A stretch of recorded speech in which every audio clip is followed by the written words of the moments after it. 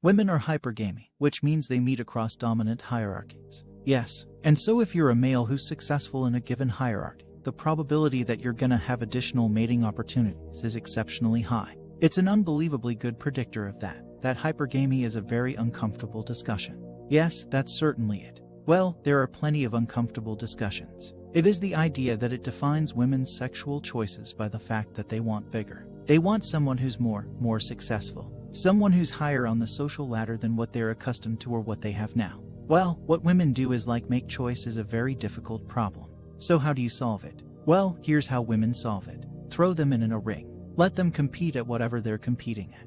Assume that the man who wins is the best man. Marry him. Yes, it's brilliant, so it's a market-oriented solution. It's the solution that has driven our evolutionary departure from chimpanzees. It's a biological solution.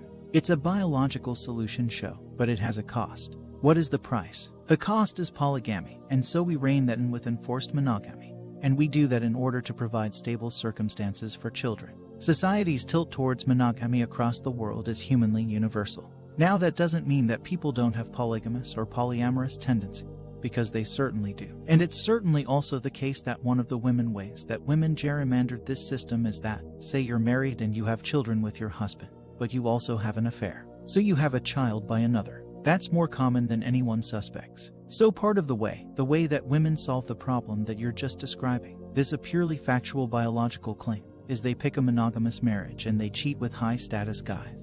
Now, obviously, in the confines of the marriage, that's a terrible thing, but that's a very uncomfortable subject though. For women and particularly such an uncomfortable subject for everyone. They don't like the idea that this is common. Women choose a safe man that is willing to be monogamous with them, and perhaps maybe they're above him in a social class or sexually, and then they'll cheat on someone who is above him. Well, it's common, but it's not the norm. Right, it's still the norm not to do that. The norm is fidelity, but there are plenty of exceptions.